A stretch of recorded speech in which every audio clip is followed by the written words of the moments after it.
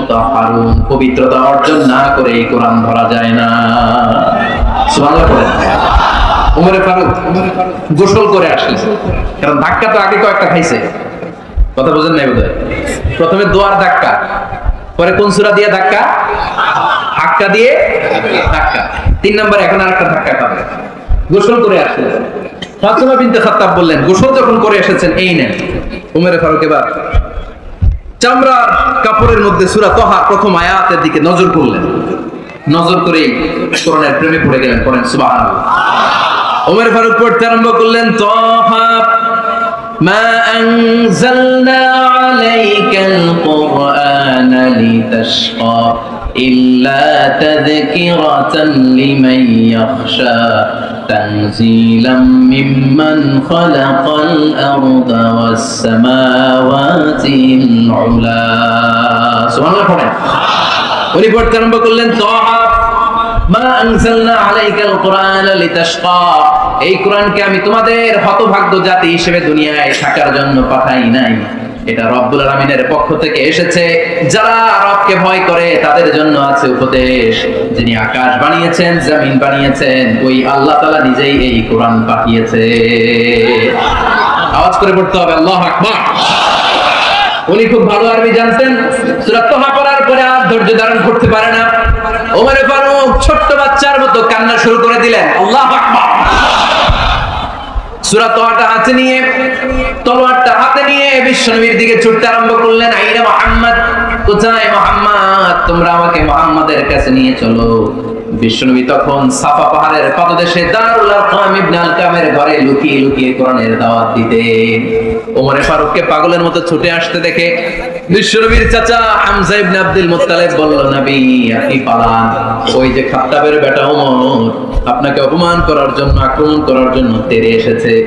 সাহাবীরা বললেন, নবী আপনি পালিয়ে যান, আমরা সামাল দেব। বিশ্বনবী বললেন, না আমি পালাবো না, বরং তোমরা সরে যাও। ওমর ইবনে খাত্তাবকে আমার দরবার পর্যন্ত আসতে দাও। আমার তো মনে হচ্ছে ওই যে তাহাজ্জুদের নামাজ শেষে চোখের পানি ছেড়ে যে আমি আল্লাহর কাছে দোয়া করেছি, আজকে আমার ওই দোয়াটা কবুল হতে শুরু করেছে। আমার তো মনে হচ্ছে আমার দোয়া কবুল হবে, আসতে দাও। ওমর ফারুক এসে বললেন, আশহাদু আল্লা ইলাহা ইল্লাল্লাহ ওয়া আশহাদু আন্না মুহাম্মাদান আবদুহু ওয়া রাসূলুহু, আমি সাক্ষ্য দিলাম আল্লাহ ছাড়া কোনো ইলাহ নাই, নিশ্চয়ই আপনি আল্লাহর প্রেরিত বান্দা এবং রাসূল। পড়েন সুবহানাল্লাহ। ওমর ফারুক যখন কালিমা শাহাদা পড়ে মুসলমান হয়ে বিশ্বনবীর হাতে হাত রাখলেন, নও-মুসলিম সাহাবীদের মধ্যে খুশি আর আনন্দের বন্যা বয়ে গেল। নও-মুসলিম হাতে গোনা সাহাবারা আল্লাহর প্রশংসা করলেন। বিশ্বনবী সাইয়েদনা ওমর ফারুককে জড়িয়ে ধরলেন।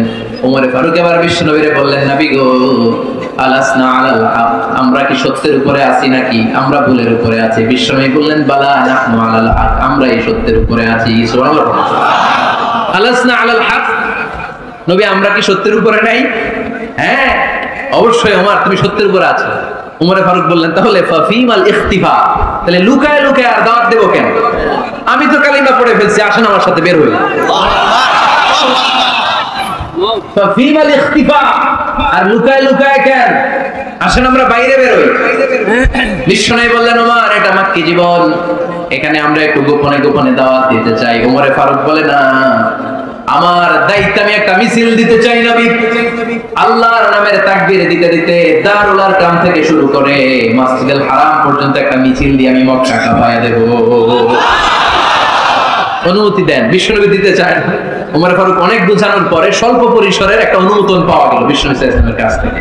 কিন্তু মিছিল যে দিবে, মিছিলের জন্য লোকের দরকার আছে না নাই? এখানে লোক নাই, আমি একাই মিছিল দিতেছি। এটা জমবে, মিছিল জমবে। খুঁজে উনি 11 জন মুসলিম সাহাবা পেলেন। কয়জন? ওমর ফারুক বললেন 11 জনই শহীদ। এই 11 জন নিয়ে আমি আল্লাহর নামের তাকবীর দেব। 2 লাইন করলেন। কয় লাইন? 2 লাইন। পেছনে 6 জন, আর এই লাইনের নেতা বানালেন বিশ্বনবীর চাচা হামজাকে রাদিয়াল্লাহু তাআলা আনহু। আর সামনে 5 জন, তার আগে দাঁড়ালেন উনি নিজেই। তাহলে 6 6 12। বললেন এই 2 লাইনই আমরা তাকবীর দিতে দিতে, বেশি না, এই দারুল আরকামের ঘর থেকে, আপনারা জানেন যে সাফা মারওয়া এখন যে সাই হয়, এই সাফার পাদদেশে ছিল দারুল আরকামের ঘর। উনি বললেন এখান থেকে ওই যে কাবার গিলাফ দেখা যায়, কাবার গিলাফ পর্যন্ত আমরা এই তাকবীর নিয়ে ওখানে যাব। সুবহানাল্লাহ পড়বেন না?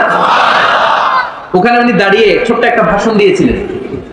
উনি বলেছিলেন, মান আরাদা আন তাসকুলা উম্মু ওয়া ইয়াতামা ওয়ালাদু ওয়া তারমিলা যাওজাতুহু ফালিয়াসুদ্দানি। খেয়াল করে শুনেন, কান দুটো খরগোশের কানের মতো খাড়া করেন। উনি এক বাক্যের একটা ভাষণ দিলেন। ভাষণ দিতে জানলে বড় ভাষণ দেয়া লাগে না, এক বাক্যের ভাষণ দিয়ে গোটা বিশ্বকে ঝাঁকুনি মারা যায়। চিল্লায় বলো ঠিক কিনা? ওমর ফারুক এক বাক্যের একটা ছোট্ট ভাষণ দিলেন, মান আরাদা আন তাসকুলা উম্মু। কে আছো মায়ের এই মক্কায়, কে আছো মায়ের বুক খালি করতে চাও? আল্লাহু আকবার। ইয়াতামা ওয়ালাদু, কে আছো বাচ্চাগুলোরে নিজের সন্তানগুলোরে এতিম বানাতে চাও? কে আছো তারমিলা যাওজাতুহু, নিজের স্ত্রীকে বিধবা বানাতে চাও? ফালিয়া সুলতানি, বুকের পাটা থাকলে আমি ওমর রে থামাও। ফালিয়া সুলতানি, দেখি মক্কায় কার তোমার বুকের পাটা। কে আছো মায়ের বুক খালি করতে চাও, সন্তান এতিম বানাতে চাও, স্ত্রীকে বিধবা বানাতে চাও? ফালিয়া সুলতানি, পারলে আমারে ঠেকাও। এই বলে উনি আল্লাহু আকবার, আল্লাহু আকবার, আল্লাহু আকবার বলে স্লোগান শুরু করে দিলেন। এক এক স্লোগানে মক্কার মরুজমিন থারথার করে কাঁপতে আরম্ভ করল। এই মিছিল মক্কার কেউ দেয় না। মিছিলের আওয়াজ শুনে আবু জাহেল বেরিস, উতবা বেরিস, শাইবা, ওয়ালিদ ইবনে মুগিরা সব বের হয়েছে। কিরে, আমার এলাকায় এত বড় স্লোগান, কার এত সাহস? বের হয়ে দেখে মিছিলের সামনে ওমর। ওমরে দেখে দিছে এক দৌড়, কারণ ওমরে ফারুককে থামানোর মতো বাপের বেটা মক্কায় দ্বিতীয়টা কেউ ছিল না। আওয়াজ করে বলেন ঠিক কিনা? ওমরে ফারুক আল্লাহু আকবার, আল্লাহু আকবার বলে স্লোগান দিতে দিতে মসজিদুল হারামের ভিতরে ঢুকে গেল। কাবার গিলাফ ধরার পরে সেদিন মিছিল থেমেছে ওই আল্লাহর নামের স্লোগান। সেদিন কেউ থামাতে পারে নাই, কিয়ামত পর্যন্ত কেউ থামাতে পারবে না। চিল্লায় বলো ঠিক কিনা?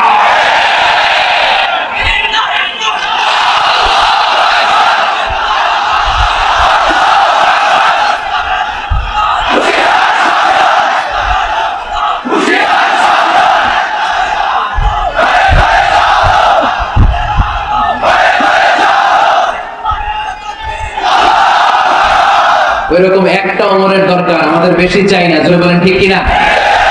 দাও খোদা দাও আমায় আবার ওমর দারাজ দিল, দাও খোদা দাও আমায় আবার ওমর দারাজ দিল, দাও আলীর মতো বীর সেনানি, আলীর মতো বীর সেনানি জাগাতে নিখিল,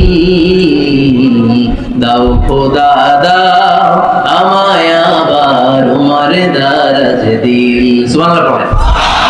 একটা ওমর লাগবে। চিল্লায় বলেন কয়টা? ওই ওমরের অপেক্ষায় বাংলাদেশ সহ গোটা মুসলিম উম্মাহ। ঠিক কি না? একটা ওমরই যথেষ্ট। আমাদের সেন্ট্রাল লিডারশিপ নাই তো, আমরা কি এদিকে লাথি মারলে আমরা ওদিকে যাই, ওদিক থেকে গুলা মারলে আমরা এদিকে যাই। আমাদের রিপ্রেজেন্টেটিভ, আমাদের প্রতিনিধিত্ব করার মতো কোনো কেন্দ্রীয় লিডারশিপ নেতৃবৃন্দ গোটা বিশ্বে নাই। ঠিক না? আমরা সেই ওমরে ফারুকের অপেক্ষায়, আমরা সেই ইমাম আল মাহদির অপেক্ষায়। এই ওমরে ফারুক আমাদের মডেল। ঠিক কি না? থার্ড ইন পজিশন এই পুরো উম্মতের মধ্যে ওনার পজিশন নাম্বার 3। এক নাম্বার পজিশন বিশ্বনবী, কার? 2 নাম্বার পজিশন কার? আবু বকর। 3 নাম্বার পজিশন কার? ওমর ফারুক। বিশ্বনবী বলতেন লা নবিয়্যা বা'দি, লা নবিয়্যা বা'দি, আমার পরে কোনো নবী নাই। ওয়ালা রাসূলা, আমার পরে কোনো রাসূলও নাই। আমার নবীর পরে আর কোনো নবী আছে? আমার নবীর পরে আর কোনো রাসূল আছে? এই যে কাদিয়ানী যে একটা সম্প্রদায় আছে, এরা কি মুসলিম নাকি অমুসলিম? মুসলিম সম্প্রদায়ের সাথে এদের কোনো সম্পর্ক নাই। চিল্লা বলেন ঠিক না? এরা যদি মুসলমান হতে চায়, আমার নবী দ্য লাস্ট মেসেঞ্জার বিশ্ব নবীকে খাতামুন নবী হিসেবে সংবাদ সম্মেলন করে গোটা বিশ্বকে জানাই দিতে হবে। তারপরে তাদেরকে আমরা মুসলিম হিসেবে স্বীকৃতি দিব। চিল্লা বলেন ঠিক না? তা না হলে তারা কোন ধর্মের এটাকে জানাই দিতে হবে। No inferiority complex, no identity crisis. Identity ক্রাইসিসে থাকা যাবে না। আপনারা কোন ধর্মের এটা জানাই দেন। আপনারা বিশ্ব নবীরও শেষ নবী মানবেন না, আবার মুসলিম বলেও নিজেদেরকে ট্যাগ লাগাতে চাইবেন। সাধারণ মুসলমানরা এটা এই ধোঁকাবাজি মানে না। চিল্লায় বলেন ঠিক না?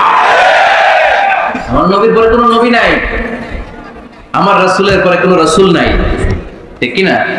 আল্লাহ হাবিব বলতেন লাউ কানা বা'দি নাবিয়্যুন লাকানা উমর, তবে আমার পরে যদি নবী হওয়ার যোগ্যতা কারো থাকে, আমার ওমরের ওই যোগ্যতা আছে। সুবহানাল্লাহ পড়েন।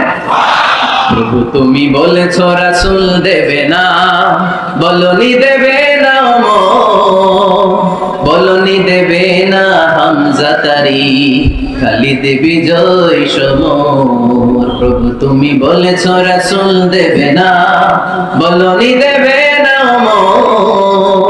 বলনি দেবে না হামজাতারি খালিদ বিজয় সমর প্রভু তুমি বলেছো রাসূল দেবে না সুবহানাল্লাহ পড়েন এজন্য আমরা একটা ওমর চাই কয়টা বেশি লাগবে নেতার মতো নেতা কয়টা লাগে জোরে বলেন কয়টা enough that's enough Omar Farooq our super hero ওনার সাথে বিষ্ণু ইসা ইসলামের মুসাহারার সম্পর্ক ছিল ওমর ফারুক যে বিষ্ণুনবীর শ্বশুর এটা অনেকে জানেই না ওমর ফারুক রাদিয়াল্লাহু তাআলা বিষ্ণুনবীর শ্বশুর ছিলেন এটা আজকে নতুন শুনছেন কে কে হাত তুলেন দেখছেন হুজুর সঠিক বলছি না আমি অনেকে আমরা জানি না মাশাআল্লাহ জানতে লজ্জা নাই শিখতে লজ্জা নাই লজ্জা হচ্ছে অজ্ঞতায় আর মূর্খতায় ঠিক কি না আমরা শিখতে রাজি আছি যে কথা বলে আমরা তার ছাত্র আমার আগে হুজুর কথা বলতেছিলেন আমরা ছিলাম ছাত্র এখন আমি কথা বলতেছি এখন আমরা সবাই হয়ে গেছি ছাত্র ঠিক কি না যিনি বলেন তিনি শিক্ষক বাকিরা আমরা ছাত্র ঠিক কি না চার খলিফা দুই খলিফা ইসলামের চার খলিফার দুই খলিফা বিশ্বনবীর স্ত্রী আম্মাদার হাফসা রাদিয়াল্লাহু তাআলা আনহার বাবা ছিল সাইয়েদনা ওমর ফারুক চিল্লায়ে পড়েন আল্লাহু আকবার জানো তো পজিশন না সাইয়্যিদু কুহুলিল জান্নাহ জান্নাতে যত নারীরা যাবে নারীদের সর্দারানী হবে সাইয়্যিদাতুনা ফাতেমা রাদিয়াল্লাহু তাআলা আনহা এই ফরিদপুরের যত ইয়াং স্টাররা তোমরা যারা জান্নাতে যাবে তোমাদের লিডার হবে সাইয়েদনা হাসান আর হুসাইন রাদিয়াল্লাহু তাআলা আনহুমা আর বয়স্ক মুরব্বিরা যারা জান্নাতে ঢুকবেন আপনাদের লিডার হবে সাইয়েদনা আবু বকর আর সাইয়েদনা ওমর ফারুক রাদিয়াল্লাহু তাআলা সুবহানাল্লাহ পড়তে পারলেন না ওমর ফারুক সাধারণ কোনো ক্যারেক্টারিস্টিক্স নয় ওনাকে আল্লাহ তাআলা নলেজও দিয়েছেন আবার দ্বীনদারিও দিয়েছেন আমার দিনী ভাইয়েরা খেয়াল রাখবেন কোন আলেমের মধ্যে বা কোন নেতার মধ্যে যদি এই দুইটার সমন্বয় আপনি পান যে তার জ্ঞানও আছে আবার দ্বীনদারিও আছে he belongs the knowledge and he belongs the তাকওয়া সে গোটা বিশ্বকে জয় করে ফেলছে ঠিক কি না যার মধ্যে জ্ঞান আছে যার মধ্যে তাকওয়া আছে তারা কেউ থামায় রাখতে পারে ওমর ফারুককে এই দুই নিয়ামত দিয়ে ধন্য করেছে কে সহিহ বুখারীর বর্ণনা বিশ্বনবী সাহাবীদের সামনে একটা স্বপ্নের কথা বলছেন বিশ্বনবী বললেন আমি স্বপ্নে দেখলাম আমার আঙ্গুলের ফাঁকা থেকে দুধ বের হচ্ছে আমি তৃপ্তি সহকারে দুধ খেলাম খাওয়ার পরে দেখলাম আঙ্গুলের মধ্যে একটু দুধ লেগে আছে আমার আঙ্গুলে অতিরিক্ত লেগে থাকা দুধটা আমি ওমর ফারুকের মুখের মধ্যে লাগিয়ে দিলাম সাহাবারা বললেন ইয়া রাসূলুল্লাহ ইয়া হাবিবাল্লাহ মাযা আওয়ালতা বিহি এই স্বপ্নের আপনি কি ব্যাখ্যা করলেন আমরা তো বুঝলাম না বিশ্বনবী বললেন আওয়ালতু বিহি আল ইলম আমি এই দুধ দিয়ে জ্ঞানের ব্যাখ্যা করেছি কারণ ওমরকে আল্লাহ যেই জ্ঞান দিয়েছে গোটা বিশ্বের কাউকে এত জ্ঞান দেয় না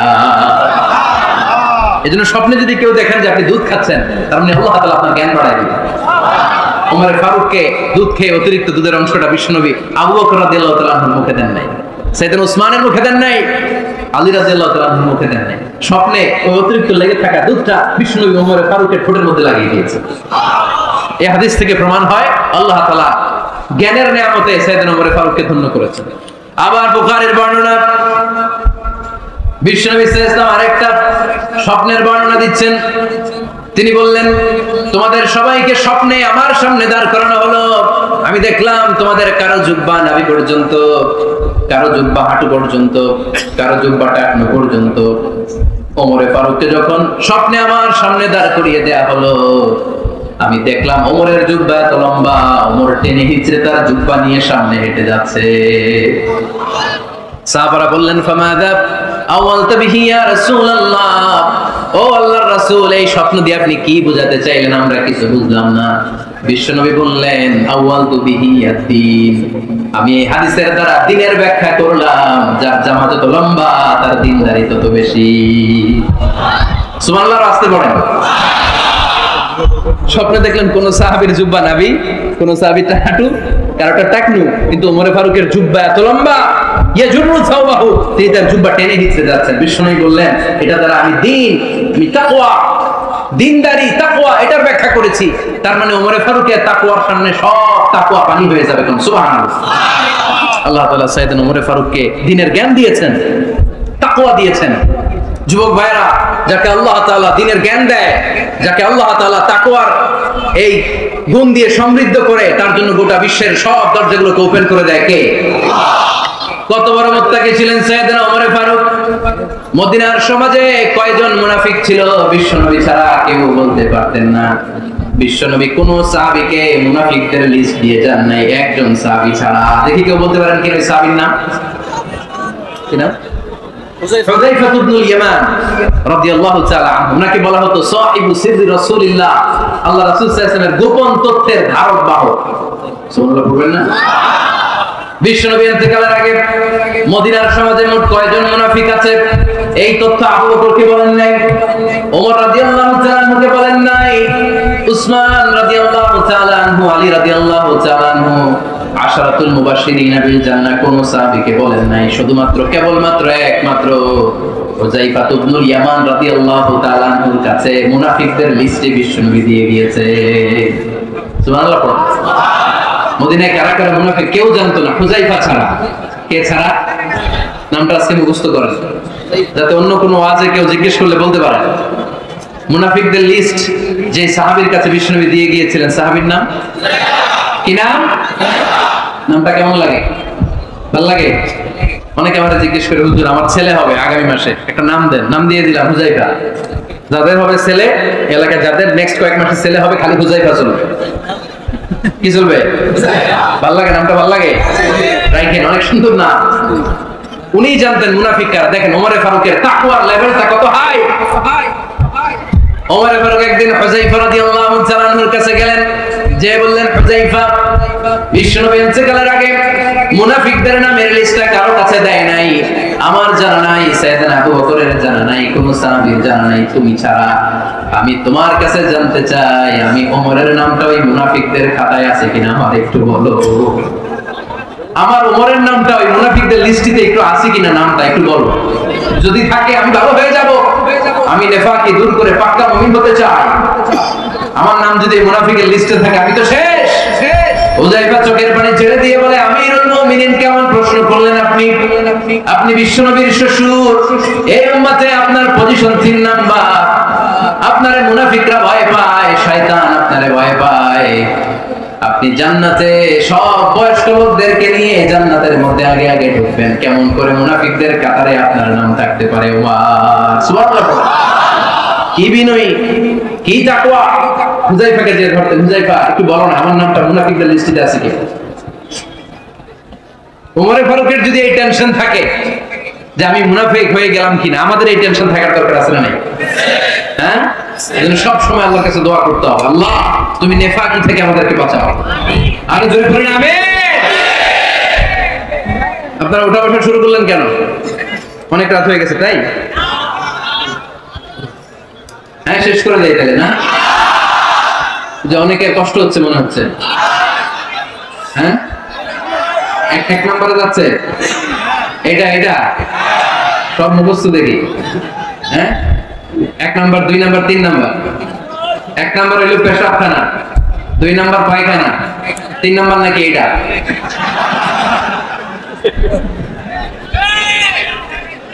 আসলে নাই না। সিগারেট কোন মুসলমান খেতে পারে? সিগারেট হয় টোবাকো প্ল্যান্টস থেকে, তামাক পাতা। ফরিদপুরে চাষ হয় নাকি? হয়। কোন থানায় হয় বেশি? হ্যাঁ, তামাক ক্ষেত যারা দেখছেন, কোন বেড়া লাগানো লাগে? কারণ ছাগলের মুখ দেয়। যেটা ছাগলে খায় না, এটা কোন মুমিন বান্দা খাইতে পারে? খান কেন এগুলো পচা জিনিস? হ্যাঁ, এই পৃথিবীতে বিড়ি আর সিগারেটই একমাত্র খানা যেটা টয়লেটে ঢুকে খাওয়া যায়, তাই না? পৃথিবীতে সিগারেট আর বিড়ি একমাত্র খাবার। রাগ করবেন না, যারা খান রাগ করেন না। একটু কমন সেন্সটা কাজে লাগানোর জন্য, চিন্তার জন্য বলতেছি। এটাই পৃথিবীর একমাত্র খাবার যেই খাবারের গায়ে এই খাবারের বদনাম লেখা থাকে। স্মোকিং কজেস ক্যান্সার, ধূমপান কর্কট রোগের কারণ, ধূমপান স্বাস্থ্যের পক্ষে ক্ষতিকারক লেখা থাকে না? আচ্ছা, ধরেন ফরিদপুরে একটা কোম্পানি নতুন চানাচুর বের করছে, ওই চানাচুরের গায়ে লেখা এই চানাচুর খাওয়ার 1 ঘন্টার মধ্যে বমি শুরু হবে আর ডায়রিয়া হবে। খাবেন? কি করবেন? তুই খা। দোকানদারে কি দেবে? তুই খা, তোর বমি হোক, তোর 14 গোষ্ঠীর ডায়রিয়া হোক, আমি টাকা দিয়ে এগুলো কিনবো না, ঠিক না? কারণ এই প্রোডাক্টের গায়ে এই প্রোডাক্টের বদনাম লেখা, এটা আমরা কিনবো কেন? কিন্তু সিগারেটের উপরে সিগারেটের বদনাম লেখা থাকার পর আমরা খাই, টয়লেটে বসে খাই। এটার মধ্যে একটা পয়জন আছে, এটাকে বলে স্লো পয়জন, নিকোটিন। এটা আপনার লাং ফুসফুসকে শেষ করে দিবে, স্লো পয়জন। সিগারেট খাওয়া অনেকটা আত্মহত্যা স্বামী, বিষ খেলে সাথে সাথে মরে, সিগারেট খেলে ধুকে ধুকে মরে। আর সিগারেট থেকে হেরোইন, গাঁজা, ফেন্সিডিল, ইয়াবা, ম্যারিজুয়ানার পথে মানুষ পথ বাড়ায়, খাবার, তাই না? এগুলো খাবেন না। বলে তুফাইদিকুম ইলা তাহলুকা, নিজে নিজেকে স্বেচ্ছায় ধ্বংসের দিকে ঠেলে দিও না। জীবনটা অনেক সুন্দর, জীবনটা অনেক রঙিন, আল্লাহ দেয়, জীবনটাকে উপভোগ করার দরকার আছে না নাই? এই জন্য সিগারেটকে এই ফরিদপুরের প্রোগ্রাম থেকে আমরা আজকে নো বলে দিলাম। কি বলে দিব? আওয়াজ করে সবাইকে আমরা সবাই একসাথে বলবো, সিগারেটকে কি বললাম? মনে থাকবে?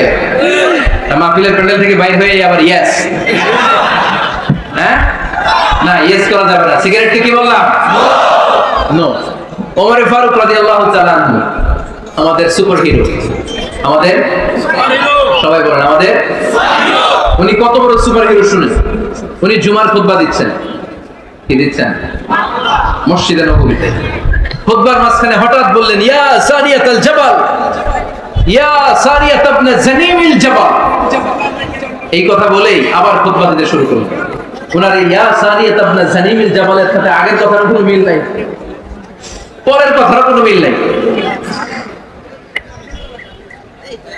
জুমার নামাজের পর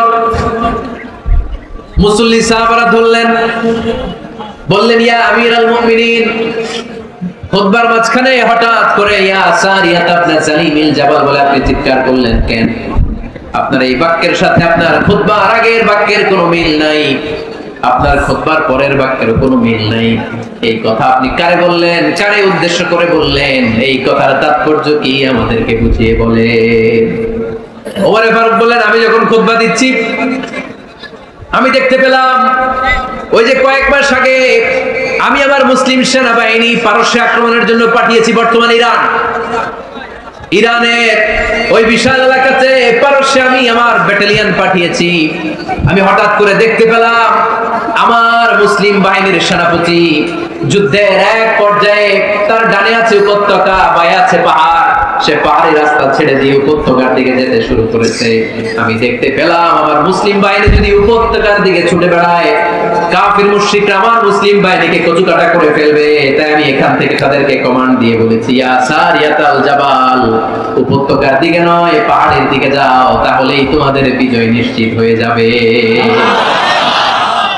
উপত্যকার দিকে যেও না, ইলাল জাবাল, ইলা সারিয়াতিল জাবাল, পাহাড়ের দিকে ছোট। সাহাবার অবাক, ঘটনা কি? উনি বসে আছেন মদিনায় মসজিদে নববীর মিম্বারে দাঁড়িয়ে, উনি যদি ইয়া সারিয়াতাল জাবাল বলে, এটা কি ইরানে যাবে নাকি? ও মিয়া, তখনকার সময়ে বর্তমানের মতো মোবাইল ছিল নাকি? ইন্টারনেট ছিল নাকি? কিছু ছিল? খালি মুখে আমি যদি বলি ইয়া সারিয়াতাল জাবাল, এটা ইরানে যাবে? ইন্ডিয়ায় যাবে? ঢাকায় তো যাবে, ফরিদপুর শহরেই তো বসবে না, ঠিক কি না? কিন্তু এটা আমিরুল মুমিনিন বিশ্বাসী সাহাবারা বিশ্বাস করে নিল। কিছু মুনাফিক ছিল, এরা কয় না ঝামেলাস, এটা তো সম্ভব না। এক কাজ করি, এই সেনাপতি যখন বিজয়ী বেশে মদিনায় ফিরে আসবে আর আমরা ধরব। এরা দিন গুনতে লাগলো, এই সেনাপতি মুসলিম বাহিনী নিয়ে পারস্য জয় করে কবে ফিরে আসবে।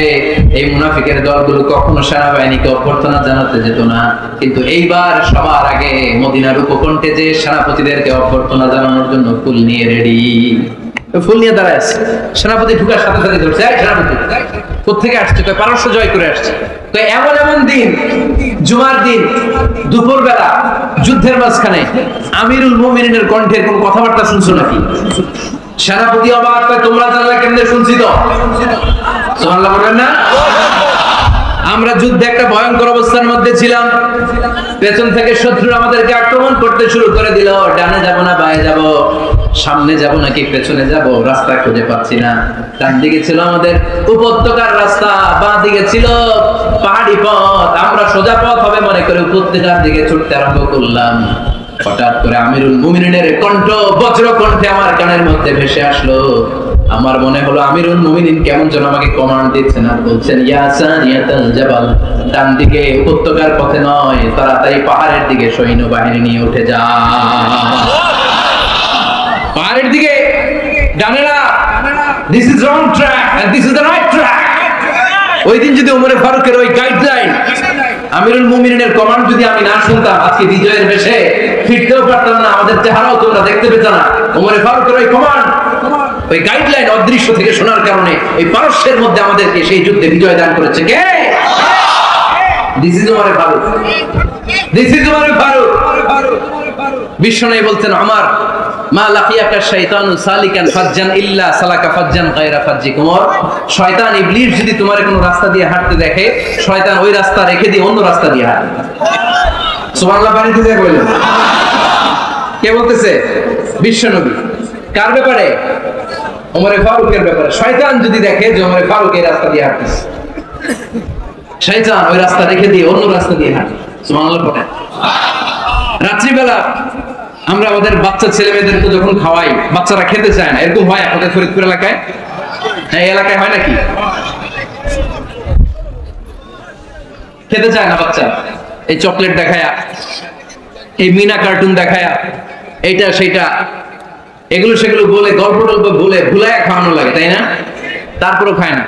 আমারও ছোট মেয়ে আছে, খেতে চায় না, এইটা সেইটা এমনি সেমনি খাওয়ানো লাগে।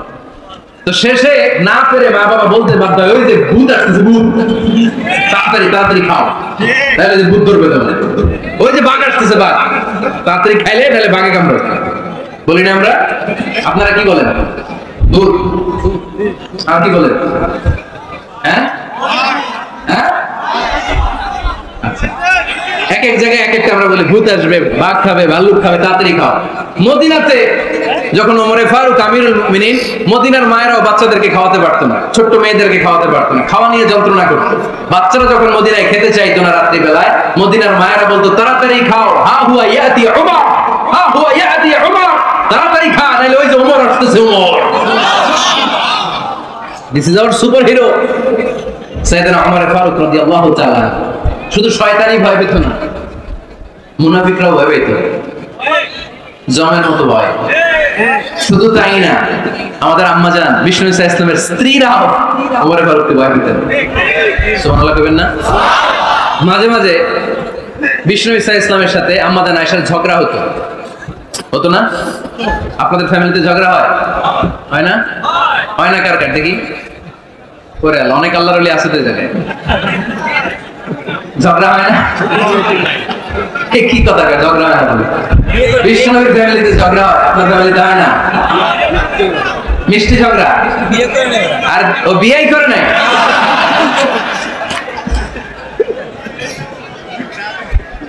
ঝগড়া তো হবেই, দাম্পত্য জীবনের মজাটাই তো এখানে। কখনো ঝগড়া, কখনো আনন্দ, একটু বৃষ্টি, একটু রোদ, একটু হাসি, একটু কান্না, ভালো লাগা ভালোবাসা শেয়ার করে নেয়া, মিলেমিশে একাকার হয়ে যাও, ঠিক কি না? আল্লাহর হাবিব সাল্লাল্লাহু আলাইহি ওয়াসাল্লামের সাথে আমাদের আয়েশার ঝগড়া হতো। একদিন ঝগড়া হয়ে দুইজন রেগে আছে, খবরদার দুইজন রেগে থাকবেন না, একজন রাগলে আরেকজন থেমে যাবে, কারণ এই ছোট্ট ঝগড়া থেকে এটা অনেক সময় বিচ্ছেদের দিকে গড়ায়। আমার প্রিয় ফরিদপুরবাসী, ভাবি রেগে গেলে আপনি রাগেন না, ওই দিন আপনি একটু ঠান্ডা থাকেন। আবার আপনি রেগে গেলে, আমার মাইকের আওয়াজ যদি ভাবিরা শুনেন, আপনারা রেগে যায় না, একটু ঠান্ডা থাকবেন। দুইজনে রেগে গেলে তো তৃতীয় বিশ্বযুদ্ধ শুরু হবে, তাই না? একজন রেগে গেলে আরেকজন ঠান্ডা, কারণ এই সামান্য ঝগড়া থেকে ইগোর কারণে এটা বিচ্ছেদ আর ডিভোর্স পর্যন্ত গড়ায়। আর শয়তান এখানে উস্কানি দেয়, কারণ ইমানদারদের ফ্যামিলি ভাঙতে পারলে শয়তান সবচেয়ে বড় খুশি হয়, আর ইমানদারদের ফ্যামিলি টিকে থাকলে খুশি হয়ে যায় কে? আম্মাজান আয়েশা রাদিয়াল্লাহু তাআলা আনহার সাথে বিষ্ণু ইসা ইসলামের ঝগড়া হতো মাঝে মাঝে। একবার ঝগড়া হলো, বিষ্ণু ইসা ইসলামও রাগ, আম্মাজান আয়েশাও রাগ। বিষ্ণু বললেন, আয়েশা, ঝগড়া করে আর কতক্ষণ থাকবো, আসো মিটমাট করি। আয়েশা রাদিয়াল্লাহু বললেন ঠিক আছে মিটমাট করি। তো বিষ্ণু সাল্লাল্লাহু আলাইহি ওয়াসাল্লাম বললেন মিটমাটের জন্য কারে ডাকবো? ওমরে ডাকি। কয় না ওমরে না, ওমর গলিজ, ওমর অনেক রাগী, আমার ডর লাগে। কয় তাহলে তোমার আব্বারে ডাকি। কয় ডাক। কি খুশি, মেয়েদের মধ্যে অভ্যাসটা আছে না নাই?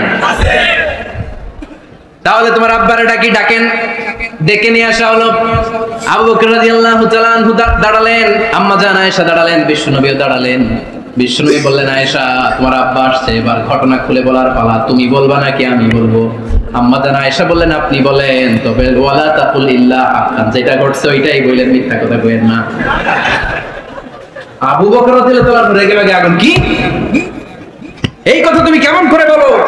বিশ্বনবী কি মিথ্যা কথা কখনো বলবে? রেগে মেগে দিলেন মেয়ের গালে এক চড়। বানিয়ে বলতেছি না, মুসনাদ আহমদ ইবনে হাম্বলের হাদিস। বাবার হাতের থাপ্পড়কে আম্মা জান আয়েশা উল্টে বললেন। সাইয়েদনা আবু বকর রাগে গড়গড় করছেন, আবার মারার জন্য তেড়ে গেলেন। এবার বাঁচার জন্য আম্মা জান আয়েশা বিশ্বনবীর পিছনে যে আশ্রয় নিলেন, বিশ্বনবী বাঁচানোর জন্য দুই হাত মিলে দাঁড়িয়ে গেলেন। পড়েন সুবহানাল্লাহ। বিশ্বনবী যখন দুই হাত মেলে দাঁড়িয়ে গেলেন, সাইয়েদনা আবু বকর রাদিয়াল্লাহু আনহু থেমে গেলেন। সাইয়েদনা আবু বকর রাদিয়াল্লাহু তাআলা আনহু ঘর থেকে বের হয়ে বারান্দায় দাঁড়ালেন। পড়েন সুবহানাল্লাহ। এবার বিশ্বনবী আম্মা জান আয়েশার কাছে যেয়ে বলেন, ইয়া আয়েশা কাইফা রাআইতিনি আনকাসতুকি মিনার রাজুল, দেখছো কেমনে বাঁচাইলাম? আমি না থাকলে বর্তমানে ফেলতো আজকে। আমি বাঁচাইছি তোমারে, আমি আমার লগে ঝগড়া করো তুমি। লজ্জায় পড়ে আম্মা জান আয়েশা খিলখিল করে হেসে দিলেন, বিশ্বনবীও হেসে দিলেন। দুইজনের হাসির মধুর আওয়াজ শুনে সাইয়েদনা আবু বকর বাইরে থেকে অবাক, কিরে এতক্ষণ না ঝড় তুফান, এখন দেখি হাসি। সালাম দিয়ে অনুমতি নিয়ে ভিতরে ঢুকলেন। ঢুকে দেখেন আম্মা জান আয়েশাও হাসে, বিশ্বনবীও হাসে। এই হাসি দেখে আবু বকর রাদিয়াল্লাহু আনহু হেসে দিলেন। আরশের উপর থেকে খুশি হয়ে গেলেন কে? এবার সাইয়েদনা আবু বকর রাদিয়াল্লাহু তাআলা আনহু বললেন, ইয়া রাসূলুল্লাহ আশরিকানি ফি সিলমিকুমা কামা আশরাকতুমানি ফি হারবিকুমা। ও নবী, যুদ্ধ লাগলে, দুইজন যুদ্ধ লাগলে মীমাংসার জন্য যেমনি আমারে ডাকেন, এরকম হাসি আর আনন্দের মুহূর্তেও আমারে একটু ডাকেন। আশরিকানি ফি সিলমিকুমা কামা আশরাকতুমানি ফি হারবিকুমা। নবী, আপনাদের মধ্যে ঝগড়া লাগলে সন্ধি করার জন্য আমারে যেমনি ডাকেন, আপনাদের হাসি খুশি আনন্দ খুনসুটি এই মজাদার মুহূর্তগুলোতে আমারে বঞ্চিত রাখেন না, আমারে একটু ডাকেন। সুবহানাল্লাহ পড়া। এই মুসনাদ আহমদ ইবনে হাম্বলের হাদিস শোনার উদ্দেশ্য হচ্ছে, বিশ্বনবী প্রথমে ওমর ফারুকের নাম বলেছিলেন। সাইয়েদনা আয়েশা বলে না, আমি ডরাই। হাইবাত, দিস ইজ কল্ড হাইবাত ওমর। একবার বিশ্বনবীর সব বিবিরা ধরলেন, ও নবী আমাদেরকে এটা দেন, ওইটা দেন, ঘরে এইটা নাই, ওইটা নাই, ওইটা নাই। বিশ্বনবীকে আমার কাছে কিছু নাই, যদি এমনি আমার বউ হয়ে থাকতে চাও থাকো, তাহলে যা, তা না হলে যা লাগবে কিনে দেবো, সাথে সাথে তালাকও দিয়ে দিব। কিছু দিতে পারবো না, আমার নাই তো, সামর্থ্য নাই। কিন্তু বিবিরাও ছাড়ে না, এটা দেন ওইটা দেন। বিশ্বনবী রহমতের নবী, বিবিদেরকে বুঝাতেও পারেন না। বিবিরা আবদার করতেছে, নবী এটা লাগবে, ওইটা লাগবে। ইন দ্য মিন টাইম বিশ্বনবী একজনের সালাম শুনতে পেলেন। কে যেন দরজায় দাঁড়িয়ে বলতেছে আসসালামু আলাইকুম। বিশ্বনবী দরজার দিকে তাকালেন, তাকিয়ে বললেন ওয়া আলাইকুমুস সালাম। আর বুঝতে পারলেন এটা আমার ওমরের সালাম। সালাম দেওয়ার পরে বিবিদের দিকে তাকায় দেখে একজন বিবিও নাই, সব অন্দর মহলের ভিতরে দৌড়। সুবহানাল্লাহ পড়তে পারলেন না? This is our super hero Omar. এরকম ওমর একটা লাগবে, চিল্লায় বলেন কয়টা? একটা ওমর গোটা বিশ্বকে সোজা করে দিবে।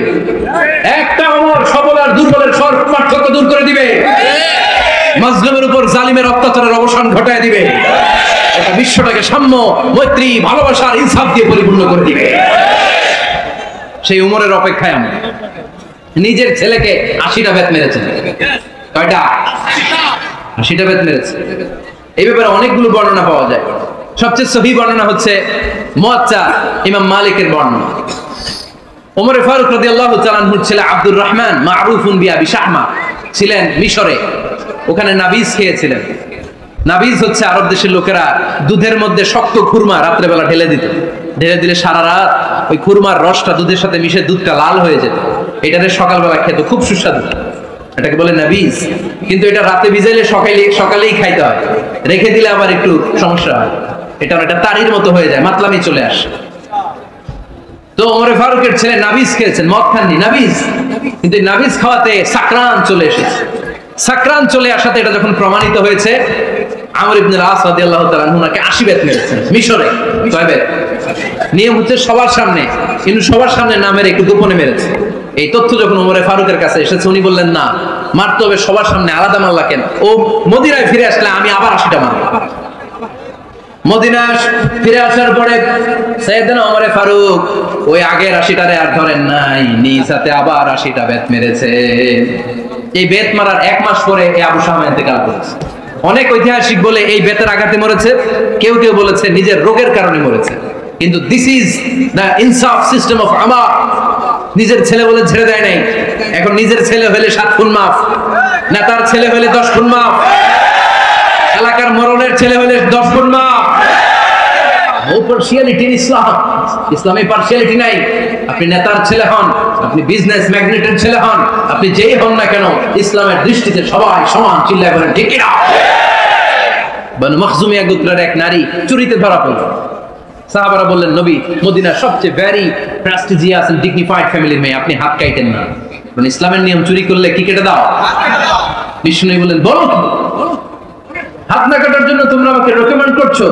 এটা আল্লাহর আইন, পৃথিবীর কেউ রেকমেন্ড করলো শোনার ক্ষমতা আমার নাই, কারণ আইনটা দিয়েছে কে? আল্লাহ। লাউ কানাত ফাতিমা বিনতি মুহাম্মাদিন সারাকাত লাকাতা মুহাম্মাদুন ইয়াদাহা। আরে বনু মাকসুমিয়া মেয়ে তো দূরের কথা, আমার কলিজার টুকরা ফাতেমাও যদি আজ চুরিতে ধরা পড়তো, তার হাত কেটে দিতে আমি 1 মিনিটও দেরি করতাম না। দিস ইজ ইসলাম। এই হচ্ছে ওমরে ফারুকের মানাকিব। এরকম ওমরে ফারুক কয়টা লাগবে? আওয়াজ করে বলতে হবে, কয়টা লাগবে? একটা লাগবে। এই সাইয়েদনা ওমরে ফারুক মদিনার প্রথম চিফ জাস্টিস ছিলেন। সর্বপ্রথম ওনার পরামর্শে সাইয়েদনা আবু বকর রাদিয়াল্লাহু তাআলা আনহু কোরআনকে সংকলন করেছেন। আমরা এই যে কোরআন পড়ি 30 পারা, এমদাদিয়া লাইব্রেরির 114টা সূরা, কত সুন্দর সন্নিবেশ করা হয়েছে, এখানে সাজানো হয়েছে। আল্লাহর হাবিব সাল্লাল্লাহু আলাইহি ওয়াসাল্লামের সময় কি এরকম কোরআন ছিল নাকি? ছিল না। খেজুর পাতার মধ্যে, গাছের বাকলের মধ্যে, ওটের বড় হাড্ডির মধ্যে আর পাথরের মধ্যে খোদাই করা কোরআন ছিল। সাইয়েদনা আবু বকরের সময় রাদিয়াল্লাহু তাআলা আনহুর সময় যুদ্ধ হলো, 70 জন হাফেজ সাহাবী ইন্তেকাল করলেন। সাইয়েদনা আবু বকর রাদিয়াল্লাহু তাআলা আনহুকে ডেকে ওমরে ফারুক, এইভাবে হাফেজে কোরআন সাহাবীরা যদি দুনিয়া থেকে বিদায় হয়ে যায়, আল্লাহর কোরআনও তো বিদায় হয়ে যাবে। আমার পরামর্শ হলো, আপনি সব বয়োজ্যেষ্ঠ সাহাবীদেরকে একসাথে করে কোরআনের সব কাগজগুলোকে একসাথে করে একটা নির্ধারিত কপির মধ্যে কোরআনকে সংকলন করে ফেলে। সাইয়েদনা আবু বকর বললেন, যেটা আমার নবী করে না, এটা আমি কেমনে করি? কিন্তু ওমরে ফারুক নাছরবান্দা বলে না, এটা করলে কোনো খারাপ হবে না, ভালোই হবে। মুসলিম উম্মার জন্য এক জায়গায় কোরআন সন্নিবেশিত থাকবে, আপনি করেন। সাইয়েদনা আবু বকর রাজি হয় না, ওমরে ফারুকও ছাড়ে না। ওমরে ফারুক বলতে বলতে বলতে বলতে এমন ভাবে সাইয়েদনা আবু বকর রাদিয়াল্লাহু তাআলা আনহুকে ধরলেন, সব শেষে সাইয়েদনা আবু বকর ওমরে ফারুকের কথায় কোরআন সংকলনে রাজি হয়ে গেলেন। পড়েন সুবহানাল্লাহ। উনি বললেন, ওমর যখন আমাকে বারবার বুঝাতে লাগলো, আল্লাহ তাআলা আমার হৃদয়টা ওমরের কথা শোনার জন্য খুলে দিলেন। আল্লাহ তাআলা কেমন যেন আমাকে ইলহাম করলেন, আবু বকর করো, এই কাজের মধ্য দিয়ে আমি আমার কোরআনকে গোটা বিশ্বে জীবিত রেখে দেব। This is Umar. এই যে আমরা হিজরি সনের যে আমরা গণনা করি, এই হিজরি সনের প্রবর্তক হচ্ছে সাইয়েদনা ওমর ফারুক। সুবহানাল্লাহ নাই? আমাদের মনোযোগ আছে না গেছে? কই ঘুমিয়ে গেলেন মনে হয়? তাকবীর দেন তো একজন আওয়াজ করে।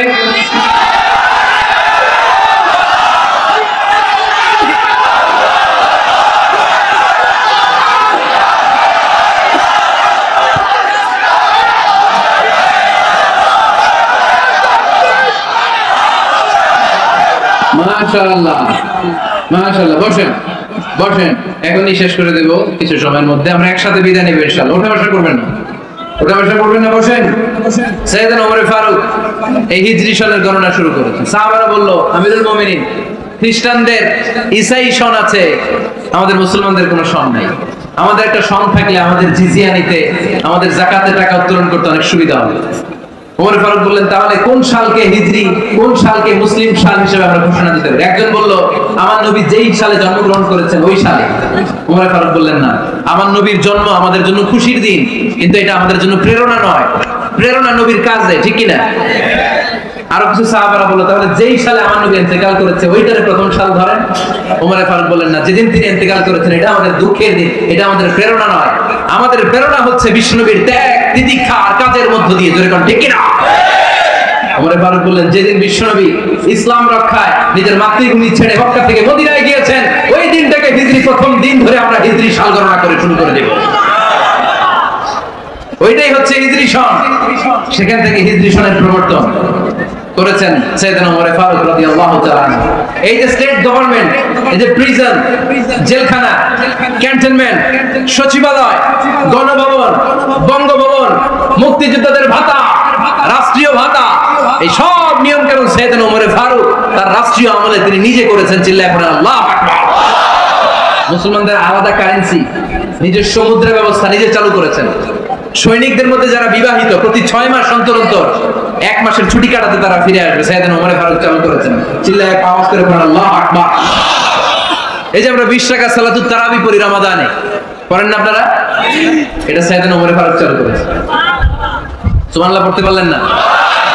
কোরআনে মোট 22টা আয়াত আছে যেখানে সাহাবারা ইনডিসিশনে ভুগছিলেন।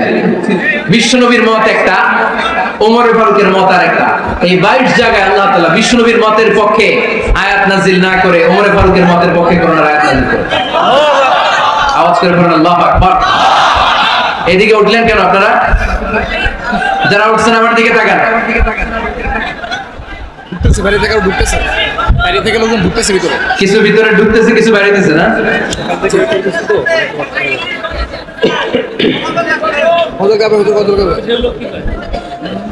সাইয়েদনা ওমর ফারুক, আমরা সাহাবীদের জীবন চরিত্র পড়তে চাই না? কত যে অনুপ্রেরণামূলক দৃষ্টান্ত সাইয়েদনা ওমর ফারুক আমাদের জন্য রেখে গিয়েছে। ওমর ফারুক যখন খলিফা, দিনের বেলায় যদি রাষ্ট্রে কোনো নিয়ম জারি করতেন, দিনের বেলায় জনগণকে কোনো বিষয়ে যদি নিষেধ করতেন, রাত্রে বেলায় খাওয়ার সময় ফ্যামিলি মেম্বারদের সবাইকে বলতেন, দিনের বেলা আমি জনগণকে এই কাজ করতে নিষেধ করেছি, তোমরা আমার ফ্যামিলি মেম্বার, খবরদার তোমরা এই কাজ করো না। জনগণ করলে যতটুকু শাস্তি, তোরা করলে পাবি ডবল শাস্তি। আমাদের নেতারা ওই বাড়ির বিচার করে, ওই বাড়ির মাইয়ার বিচার, ওই বাড়ির পোলার বিচার, নিজের পোলা গাঞ্জা টানে আসলে নাই, নিজের মেয়ে অপরাধ করে আসলে নাই। কি নেতা ছিলেন ওমর ফারুক? আগে নিজের ঘর সামলিয়েছেন, আগে নিজেকে সামলিয়েছেন, নিজের ঘর ঠিক করেছেন। বলেছেন জনগণ করলে যত ব্যাড, তোরা করলে double bad. This is called leader. ঠিক কি না? এক বাবা এসে বললেন, ওমর ফারুক আমার ছেলে কথা শুনেন, বেয়াদব। ওমর ফারুক ছেলেরে ডাকলেন, বাবা তুমি তোমার আব্বাজানের কথা শুনো না, এটা তো কবিরা গুনাহ। ছেলে বলে, ওমর ফারুক সব দায়িত্ব আল্লাহ ছেলে মেয়েদেরকে দিয়েছে, বাবা মাকে কোনো দায়িত্ব দেয়নি। ওমর ফারুক বললেন, অবশ্যই দায়িত্ব দিয়েছে। তাহলে বলেন আমার বাবার দায়িত্ব কি? উনি বললেন, প্রাইমারিলি প্রথমত 3 দায়িত্ব। আইয়ান তাকিয়া উম্মাহ, পৃথিবীর প্রতিটি বাবার উচিত ছেলেদের মেয়েদের জন্য ভালো মায়ের ব্যবস্থা করা। 2 নম্বরে আইয়াকসিনা ইসমা, সুন্দর তার একটা নাম রেখে দেয়। 3 নম্বর ইউআল্লিমাহুল কিতাব, তার আল্লাহর কিতাব শিক্ষা দেওয়া। এবার ছেলেকে আমার আব্বা 3টার একটাও করে নাই। এবার ওমর ফারুক রেগে গেলেন, বাবার কাঁধে ধরলেন, বললেন তুই ছেলের জন্য বিচার নিয়ে আসলি, তোর 3টা দায়িত্বের একটাও তুই পালন করিস নাই। ছেলে বলে, আমিরুল মুমিনিন, আমার মা নর্তকী, আমার মা মাজুসি, আমার মায়ের মধ্যে কোনো আদব কাদব নাই, সুন্দরী দেখে আমার মারে বাবা বিয়ে করছে, আমার মায়ের কাছ থেকে জীবনে কিছু শিখি নাই। 2 নাম্বার সাম্মানি খানফাসা, আমার বাবা আমার নাম রেখেছে চামচিকা। কি নাম রাখছে? এটা নাম হইলো একটা, এরকম উল্টা পাল্টা নাম আছে না? নাই না, এগুলো রাখবেন না। আব্দুল্লাহ রাখবেন, আব্দুর রহমান রাখবেন, আর একটা কি বলছি আজকে, হুযায়ফা রেখে দিন, পারবেন? ওয়ালাম ইউআল্লিমনি হারফাম মিন কিতাবিল্লাহ, আমিরুল মুমিনিন। শুধু তাই না, আল্লাহর কোরআনের একটা অক্ষর আমার বাবা কোনোদিন আমারে শিক্ষা দেয় না। ওমর ফারুক রেগে গেলেন, এবার বাপের কান্দে ধইরা মারতে শুরু করলেন, তুই পোলার নামে বিচার নিয়ে এসেছিস, তোরে মাইর দুনো আগে। এরকম নেতার দরকার আছে না নাই? মদিনায় এক লোক তার বউরে রাগের চোটে 100 তালাক দিয়ে ফেলছে। কয় তালাক দেয়ার নিয়ম? কয়টা দিছে? কয়টা? এবার স্ত্রী কাঁদতে কাঁদতে এসে বলে, আমিরুল মুমিনিন দেখেন, আমার স্বামী আমারে রেগে মেগে 100 তালাক দিচ্ছে। ওমর ফারুক বললেন, দইরা নিয়ে আয়। এটা নিয়ে আসা হলো। ওমর ফারুক বললেন, কয়টা তালাক দিয়েছো? তো 100টা। কেন দিছো? তাই মাথা গরম আছিল। এরকম আছে না? তালাক দেওয়ার সময় সব তালাক, তুই তালাক, তোর মা তালাক, তোর বোন তালাক, সব তালাক। তালাক দিবে ওয়াইফ রে, দিতেছে সবাই রে। তোমার ফারুক বললেন দিবে 3টা, 100টা দিলা কেন? কয় মেজাজ গরম ছিল। কয় দাঁড়া, আত-তালাকু মিন শাআইরিল্লাহ, তালাক হচ্ছে আল্লাহর দেয়া বিধানের একটা নিদর্শন, এটা নিয়ে তুই খামখেয়ালি করলি। আমার রায় শোন, আমার রায় হচ্ছে 3 তালাকে তোর বউ তালাক, বাকি 97 তালাক তোর পিঠের উপরে পড়বে। এরকম বিচারের দরকার আছে না নাই?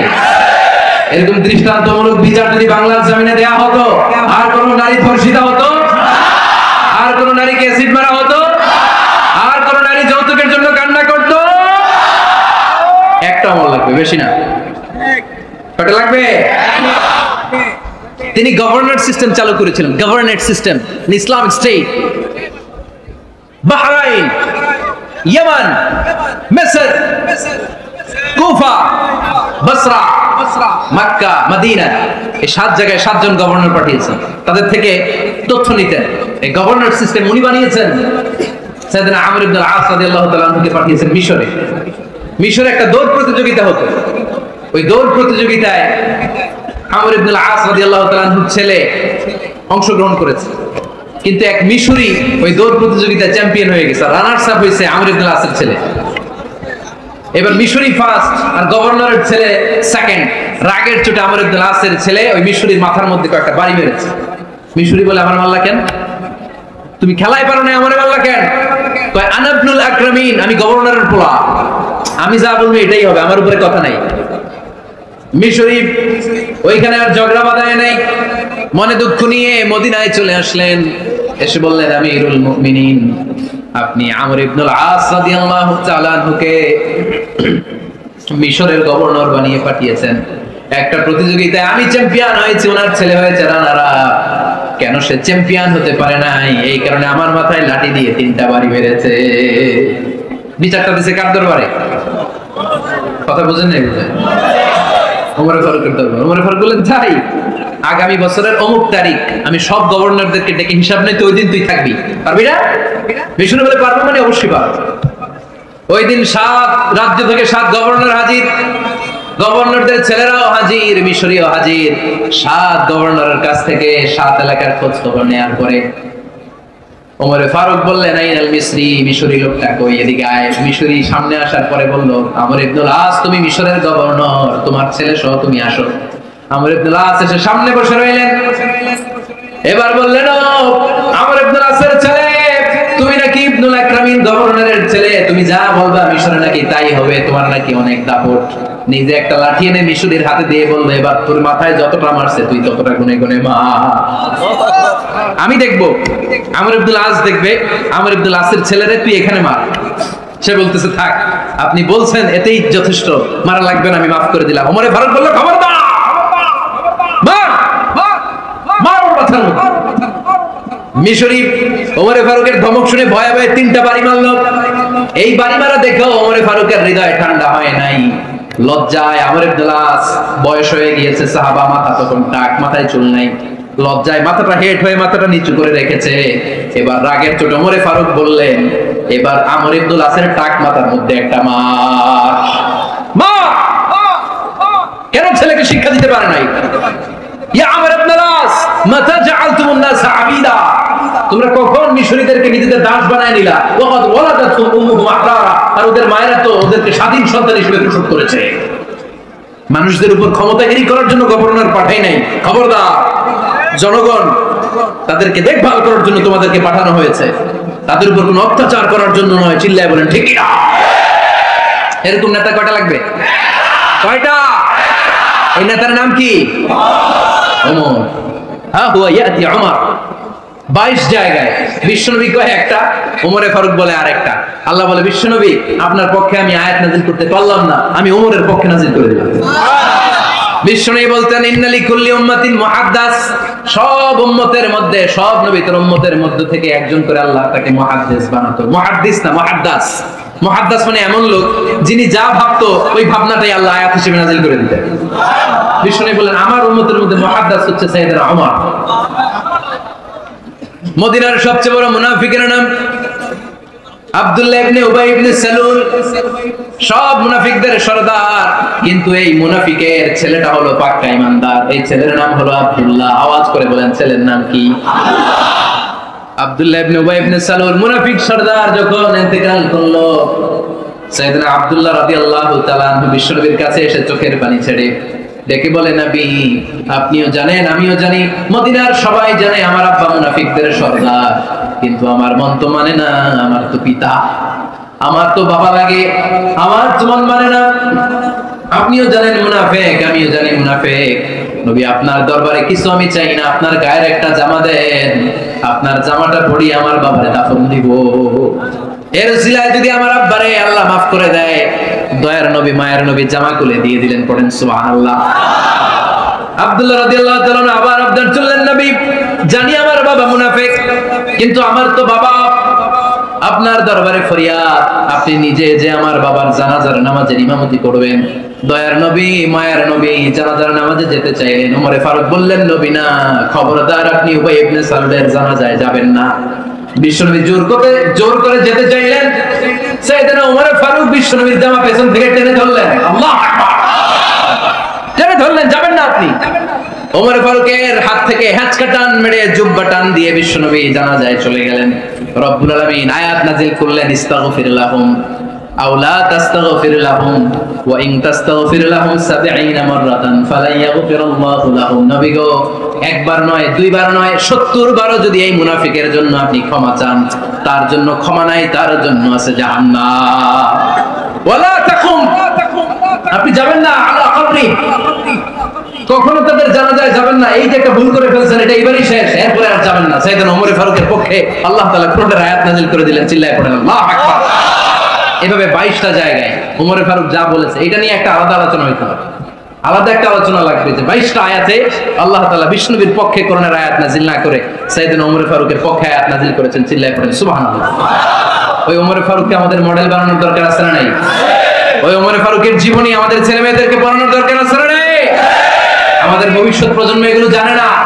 ওরা সালমান খান দেখে বড় হয়, ওরা শাহরুখ খান দেখে বড় হয়, ওরা ঋত্বিক রোশনকে দেখে বড় হয়, ওরা মনে করে যে এরাই বড় সুপার হিরো। আমাদের যে কত বড় সুপার হিরো আছে এরা জানেই না। নতুন প্রজন্মের কর্ণতহুরে সাইয়েদনা ওমর ফারুকের ইতিহাস পৌঁছে দেওয়ার দরকার আছে না নাই? ওমর ফারুকের ইন্তেকালের ঘটনাটা বলেই আমরা মোনাজাতের দিকে যাব। শুনবেন? শুনতে চান? উনি স্বপ্নে দেখলেন একটা লাল মোরগ ওনাকে 3টা ঠোকর মেরেছে। কয়টা? উনি জুমার নামাজে, জিলহজ মাসের শেষ সপ্তাহে জুমার নামাজে বললেন যে একটা লাল মোরগ 3টা ঠোকর মেরেছে। মুগীরা ইবনে শুবা রাদিয়াল্লাহু তাআলা আনহুর দাস আবু লুলু আল মাজুসি, এই লোকটা খঞ্জর বানাতে পারত। মুগীরা রাদিয়াল্লাহু তাআলা আনহুর দাস। মুগীরা প্রতিদিন 4 দিরহাম করে চার্জ করত, যেহেতু দাস। সে এসে বিচার দিল, আমিরুল মুমিনিন, মুগীরা আমার থেকে বেশি টাকা চায়, জুলুম করে। ওমর ফারুক বললেন, তাই? তুমি কি কাজ জানো? বলে, আমি খঞ্জর বানাতে জানি। বাড়ি কই? পারস্য। আরে তুমি খঞ্জর বানাতে জানলে তো 4 দিরহাম অনেক কম, সে তো আরো বেশি টাকা নেওয়া দরকার ছিল তোমার থেকে। আবু লুলুর এই কথা পছন্দ হয় নাই। সে কয়, ওমর তুমি সবারে দয়া দেখাও আর আমার ক্ষেত্রে কঠিন নিয়ম বানাইলা, দাঁড়াও এই নিয়ম তোমারে আমি দেখাবো। এই রাগে সে বাড়িতে যে একটা খঞ্জর বানালো। কি বানালো? খঞ্জর চিনেন? ছোট্ট ছুরি। কিছুদিন আগে ওমানের সুলতান কাবুস ইন্তেকাল করেছেন, জানেন আপনারা? ওনার এই কোমরের মধ্যে খঞ্জর থাকতো, ছবিতে দেখছেন? আরব শাহেক যারা সুলতান আমির, কোমরে কি থাকে? ছোরা থাকে, খঞ্জর। সে বাসায় যে একটা খঞ্জর বানালো, যেই খঞ্জরের 2 মাথা, লাহু রাসান ওয়া মাকবাদাতুহু ফি ওয়াসাতি, আর ধরার হ্যান্ডেলটা মাঝখানে, এদিকেও ছুরি এদিকেও ছুরি, যাতে এইভাবে মারা যায়। সে ধার দিতে লাগলো আর বলল, ওমর দাঁড়াও, তোমারে আমি দেখাবো। ওমর ফারুক মুর্শিদে নববীর ইমাম, ফজরের নামাজের সময় এই আবু লুলু আল মাজুসি বুরনুস পরে, চাদর পরে, লুকিয়ে লুকিয়ে, সে অগ্নি উপাসক, মুমিন নয়। ওমর ফারুককে অ্যাটাক করার জন্য গেলেন মসজিদে নববীতে। ওয়া কানু ইউসাল্লুনা বিগালাস, তখন ওনারা অন্ধকারে নামাজ পড়তো। নামাজের সময় যখন হলো, লুকিয়ে লুকিয়ে প্রথম কাতারে ওমর ফারুকের পিছনে মুয়াজ্জিনের পাশে দাঁড়ালো, হাতে খঞ্জর। একামত হলো, ওমর ফারুক সালাত শুরু করলেন, ফজরের সালাত, আল্লাহু আকবার। নামাজ শুরু করলেন, সূরা ফাতিহা বললেন। আরেকটা সূরা যখন পড়তে যাবেন, in the mean time Abu Lulu এই খঞ্জর নিয়ে ওমর ফারুকের বুকের মধ্যে 3টা স্টেপিং করলেন। একটা মারলেন নাভির নিচে, মারার সাথে সাথে পাকস্থলী কেটে গেল। আরেকটা মারলেন পাজরে, পাজর ছিঁড়ে গেল। তিনটা মারার পরে ওমর ফারুক বললেন কাতালানি আল কালব, এক কুকুর আমাকে মেরে ফেলেছে। পেছন থেকে এক সাহাবীকে টান মেরে সামনের দিকে নিয়ে গেলেন, তুমি নামাজের ইমামতি করো। আর ওমরে ফারুককে বাকিরা ধরাধরি করে পেছনে নিতে আরম্ভ করলো। আর এই আত্মাই আক্রমণ যে করেছে সে কাতারের মাঝখান দিয়ে যেতে আরম্ভ করলো আর দুই দিকে ছুরি মারতে আরম্ভ করলো। 13 জন সাহাবীর গায়ে ছুরি মেরেছে, 7 জন সাহাবা স্পট ডেথ, জায়গায় মৃত্যু। এই ভয়ঙ্কর অবস্থা দেখে এক সাহাবী বুরনুস, এক ধরনের জুব্বা আছে মাথাওয়ালা, অনেকে জ্যাকেট পরছেন না এরকম মাথাওয়ালা, লম্বা জুব্বা আছে আর ওপরে শীতে পড়ে মাথাওয়ালা, এই মাথাওয়ালা জুব্বা বের করে এক সাহাবী জালের মতো তার দিকে উড়ায় মারল। ওই বুরনুসের মধ্যে পেঁচিয়ে আবুল উল মাটিতে পড়ে গেল আর সুইসাইড করে ফেলল, নিজের বুকে নিজে মেরে আত্মহত্যা। যেই সাহাবীকে ইমামতির জন্য দাঁড় করালেন উনি ছোট্ট সূরা দিয়ে প্রথম রাকাতে সূরা আল কাউসার, দ্বিতীয় রাকাতে সূরাতুল ইখলাস দিয়ে নামাজ শেষ। ওমরে ফারুক বেহুশ। ওমরে ফারুক কি বেহুশ। সবাই কান্নাকাটি করতেছে, সবাই দেখতে গেলেন, এখন হুঁশ ফিরে না।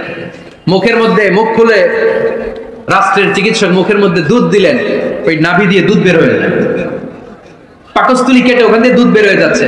তারা বললো ওনারে বাঁচানো সম্ভব না, দেখেন হুঁশ ফিরে কিনা। হুঁশ ফিরলে ওনার পরে কে আমির হবে উনি যেন প্যানেল ঠিক করে দিয়ে যায়। সবাই তাকিয়েছে ওমরে ফারুকের চোখের দিকে। আল্লাহর মেহেরবানিতে ঘন্টা খানিক পরে উনি চোখ খুললেন। চোখ খোলার পরেই বলেন নাই ও মা আমি মরে যাই। চোখ খোলার পরে উনি বলেন নাই কে বললো আমারে। চোখ খোলার পরে উনি বলেন নাই আমার পরে নেতা কে হবে। চোখ খোলার পরে সর্বপ্রথম কথাটি ছিল আসল্লান নাস, আমার নেতৃত্বে যে ফজরের নামাজটা শুরু হয়েছিল এটাকে ঠিকমতো তোরা পড়েছিলি? আমার নেতৃত্বে যে ফজরের জামাত শুরু হয়েছিল সেটা ঠিকঠাক মতো সমাপ্ত হয়েছিল কিনা আগে বল। আসল্লান নাস, নামাজটা হয়েছে কিনা বল। সুবহানাল্লাহ বলতে পারলেন না? This is Umar, hour super hero. নেতা অনেকগুলো লাগে না, এরকম নেতা একটাই যথেষ্ট যে গোটা বিশ্বকে কাঁপায় দিতে পারে। চিল্লায় বলো ঠিক কিনা? আমরা চাই আমাদের ছেলেগুলো ওমরে ফারুকের মতো বড় হোক। আমরা চাই আমাদের ছেলে মেয়েগুলো খাব্বাব, খুবাইব, সাইয়েদনা আলী, উসমান, আবু বকর রাদিয়াল্লাহু তাআলা আনহুর অনুসরণে বড় হোক, ঠিক কিনা? আমরা একটা ওমর চাই যিনি আমাদেরকে সালাতের শিক্ষা দিয়ে গিয়েছেন, ইন্তেকালের আগে বলেছেন সাল্লাল্লাহু